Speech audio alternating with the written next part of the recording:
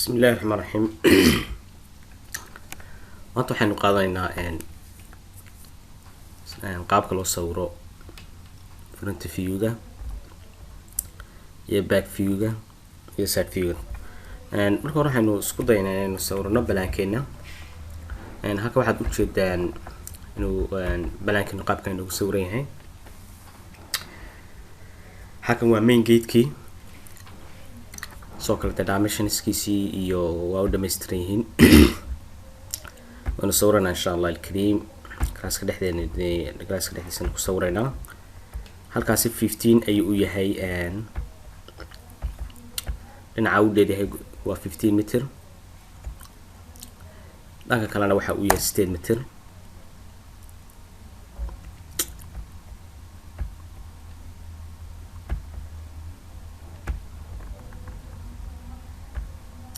way dhankana 8 mitir buu yahay. marka 15 by 8 kaas waad u jeedaan ayaa waxa uu yahay area-deeda noo tahay. 15 by 8 ka area-deena aan waxaynu ka soo saarnay afar qol, suuligii, kitchenkii, store-kii iyo passage-kaasi aadka u ballaaran aynu ugu talagalnay in aynu ku isticmaalno inaynu gawaarida aynu gashan karno, waxyaabaha kale guriga ee dharka lagu waran karo, ciyaalka yar ay ku ciyaari karaan, hawo badan laga heli karo. blank waa kaas oo 15 by 8. marka kaas waxaan isku daynaa inaan sawirno front view-giisa. waad u jeedaan halka dimensionsku waa yaryar yihiin, laakiinse waa taqaanaan sidii dimensionska loo kordhin lahaa hore soo dhigateen. waxaad tagaysaa modified, kadibna waxa weeye waxaad kasoo dooranaysaa textgaad kasii dooranaysaa. halkanaad markaa ka kordhin kartaa.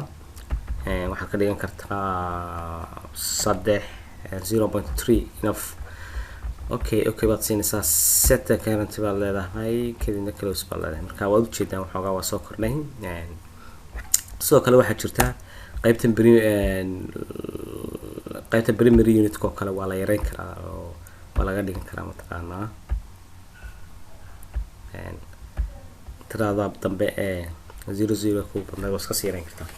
waayahay balaankiinu qaabkaas buu samaysan yahay. qolalku waa 4x4, kan waa 4x4, kan waa 4x4, kaas waa 4x4, kaasoo kaliya 3x4 ah. kitcheniskuna waa 2x4. dhammaan cabirkiisu way nagu qoran yihiin, galaaseen ku dhex qaadana insha Allah isagoo clear oo cabirkiisu uu muuqdo. laakiin sadeerde waa 4x4 kuwaas. dhammaan qolalka labaad waxaan ahayn saddexda qol ee kale waxa weeye waa 4x4. kanoo kaliya dhinacna 4 buu yahay, dhanka u dheeryahay 4 buu yahay, dhankaasoo kaliya ayaa waxa 3.4. passage-keenii iyo kitchen-keenii iyo store-keenii iyo toilets-keenii iyo waxa weeye mata area-da yar waxaynu kasoo saarnay qolalka faraha badan. maasha Allah. waayahay waxaynu gudubna markaa sida loo sawiro front view-ga. waayahay waxaad noo koobiyeysaa sawirkeena balaanka inoo koobiye.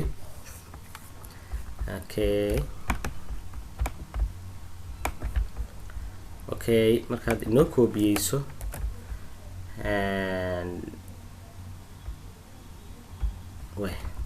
xagga inoo dhigto tusaale ahaan oo kale.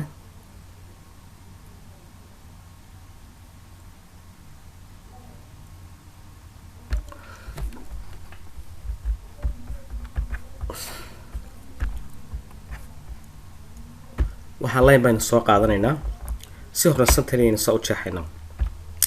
linekaasi micnaheedu waxa weeye waa lineka aynu ka bilaabanaynay front view-ga markaynu samaynayno. ani position baad dhigan kartaa, laakiin shardi waa in waxoogaa dee heightkiisu uuna kaa gaarin balaanka. waayahay marka inta aynu soo qaadano waxaynu isku dayaynaa inaynu guryaha marka la dhisay halkii laga bilaabi jiray awalba aad taqaana inay cashirka hore kusoo qaadateen. gurigu wuxuu u baahan yahay excavation, waa gooni waa la qodayaa, kadibna foundation baa la sameynayaa oo waa lasoo dhisayaa. dhagaxaan yar baa lagu soo dhisaa oo ground level-ka kor looga yar qaaday, yani dhulka kor baa looga yar qaadaa guriga oo dhagax yar oo seeska lasoo yar dhisaa. seeska markaa soo dhisaysa tusaale ahaan haddii uu line-kan iminka aynu sawnay ground level-kii noo yahay, waa level-kii dhulkii bini aadamku dul socday, gaariyaashu dul socdeen caadigiiba. marka guriga 40 cm baa sideedaba kor loo yar qaadaa 0.4 baan tusaalaha kor u qaadanayna. markaan kor u qaadano 0.4 kadibna waxaynu samaynaynaa markaan foundationkeena samayno in aan foundationkeena beam yar ku xidhno oo inta badan 0.2 ah. 0.2 ga baan ku xidhnay kadibna waxaynu isku daynaa inaynu samayno daaqad intay guriga u jirto kasoo qaad daaqad 1 meter in ay floorka ka kacsantahay ama 1.2 waa 1.2 baa ila qurux badan. okay 1.2 gaas waxa weeye waa daaqad inta ay floorkeenan aan guriga floorka intay ka rogo kacsantahay. daaqada cabirkeeda 1.2 baan height-keega ka dhiganayna saas baa qurux badan. daaqadaha waaweyn had iyo jeer hawo ahaan way qurux badan yihiin, qurux ahaan ayaga u fiican way taasna daaqadii bay noo tahay 1.2 gaasi. daaqada korkeega yartay waxa lagu xiraa beam yar baa lagu xiraa. sidoo kale guriga marka aad tusaalahaan oo kale aad joogto levelka daaqada ama levelka albaabka waa dhisan yahay ilaa kor waa u sii dhisan yahay 1.5 oo kale inooga soo qaad.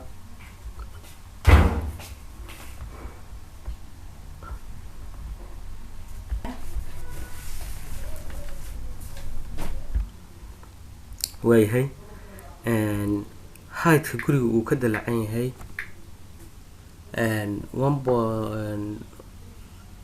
okay albaabka height-kiisa ilaa iyo inta roofkaasi kasoo qaad 1.4 inuu noo yahay waa iska gaaban yahay 1.4 ka markuu inoo yahay guriga height-kiisa sanaan joogna. halka inta badan waxaa lagu xiraa guriga xaggiisa yar sare 0.2 baynu ku xiraynaa 0.2 yar ayaynu ku xiraynaa. waaye halkan marka aynu ku xirno jiingada marka la sameynayo de height bay iyadna u baahan tahay lafteedu kasoo qaadinaya jiingada height-keegu inuu yahay 1.5 oo kale inta kasoo calculation ugu soo saara aan horey aan u sheegnay. haddana waa iska caadi taas 1.5 ayuu height-ka u dalaacay. marka intaa uu ku samaysan yahay wax kale ma sameynay sidee waan kala horreysiyey waxa awal baa aynu samayn jirnay inaan extended line isticmaali jirnay. macnaha guriga tusaale ahaan koornihiisana waa lasoo fidiyaa, koornihiisa u dambeeyana waa lasoo fidiyaa. sidoo kale daaqadan oo kale waa lasoo fidinayaa iyadana sidoo kale. okay daaqadan waa lasoo fidinayaa, albaabkan kalena waa gidaarkan kale iyo ama albaabkan kalena waa lasoo fidinayaa. waayahay kana albaabkana soo fidi, albaabkana soo fidi. marka intaas asaa usoo fidisay hadda wixii ka dambeeyay waxaad isticmaalaysaa wax loo yaqaano trim oo aad ku goynayso wixii kasta qabo. waayahay kadib waxaad samaynaysaa inaad tiraahdo trim. marka trimtana qaybtan iska go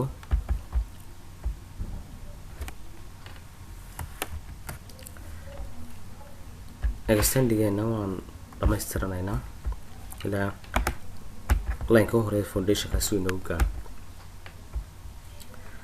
waayahay marka trimteena waxa aan ku goynaynaa qaybtan iska go, qaybtan iska go. hadda waad ujeedaan dimensionkeena naga saar.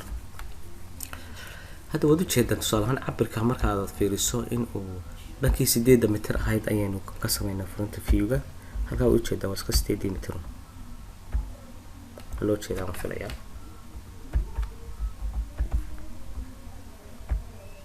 meter macnaha dhanka front view 8 mitir buu yahay, dhinaca kale ayuu dheeday. way marka inta aad samayso waxaan isku dayaynaa in aynu ka saarno wixii dheeraada. yani halkan waan goynaynaa ilaa halkaas intaas way noo bannaan tahay.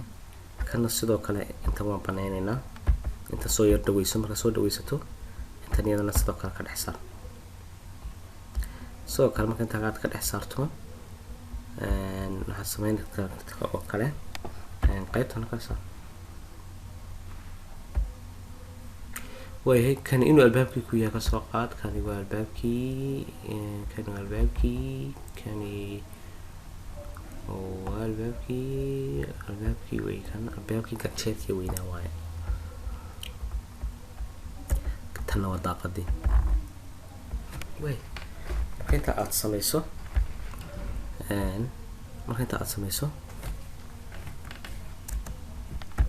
intana waa iska saarsaa.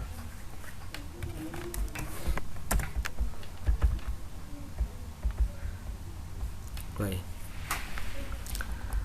markuu sidaas uu ku yahay weli waxba inaga yara dhiman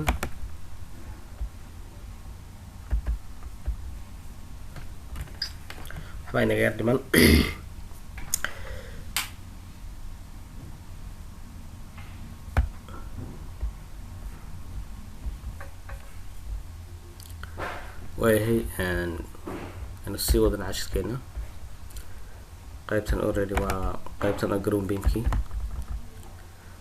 way marka inta aan sameeyno waxaan u baahanahay inaan u sameeyno jeegadii iyo biyo shubkeedii inta badan jeegada waxaa gidaarka laga dhaafiyaa 40 cm ama 0.4 taasoo ka caawinaysa inay biyihii gidaarka ku dhicin waxoogaa gidaarka dhaafaan 0.4 man dhinacyada marka uga baxayna kan dhankan uga soo bax kana dhankan uga soo bax kadib waxay sameeydaa extending isticmaal adiga oo waxa weeye kan ku xiraaya kan ku xiraaya kan ku xiraaya kan ku xiraaya markaan samayso waxaad iska masaxaysaa qaybtan iska masax sidoo kale qaybtan iska masaxaysaa qaybtan sidoo kale iska masax qaybtan sidoo kale masax inta soo dhawee isna masax inta ayahay qaybtan iska masax sidoo kale qaybtan hoosena iska masax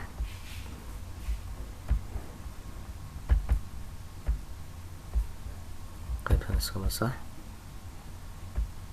qaybtaana iska masax